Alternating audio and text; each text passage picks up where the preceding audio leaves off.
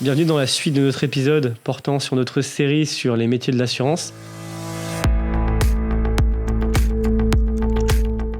Nous avons la chance d'accueillir aujourd'hui Caroline, actuellement directrice technique des risques chez l'un des principaux assureurs français. Bonjour, merci pour l'invitation. Ainsi que Justine, étudiante à l'université de Nanterre en master d'économie. Bonjour, merci également de m'avoir invité.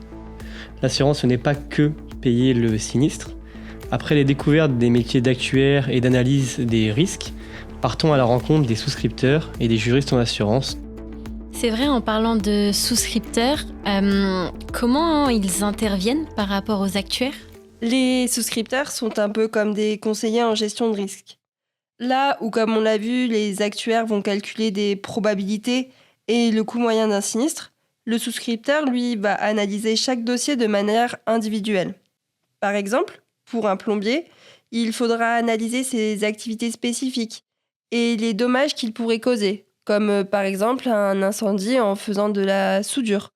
Ainsi, le souscripteur va pouvoir lui proposer un contrat adapté. Donc il y a une vraie personnalisation, même pour des clients qui ont des besoins très particuliers comme un plombier. Tout à fait, Justine. Maintenant, si l'on prend l'exemple d'une entreprise dans le domaine médical, comme un hôpital, on voit que les risques sont très différents de ceux d'une entreprise de la tech, par exemple.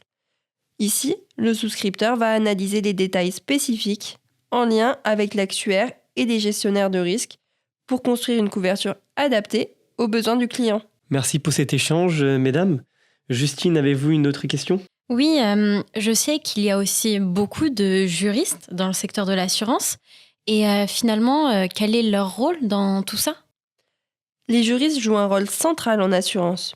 Ils veillent à ce que les contrats soient rédigés de façon claire et conforme à la réglementation. Ils vont également assurer la protection des droits de leurs assurés et aussi de la société d'assurance.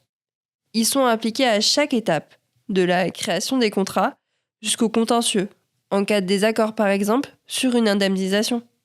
Donc les juristes aident à encadrer les relations entre l'assureur et l'assuré, mais aussi à anticiper les conflits, les litiges éventuels. C'est tout à fait ça. Par exemple, en cas de sinistre majeur, les juristes vont analyser les termes du contrat pour s'assurer que les indemnisations respectent bien les engagements pris.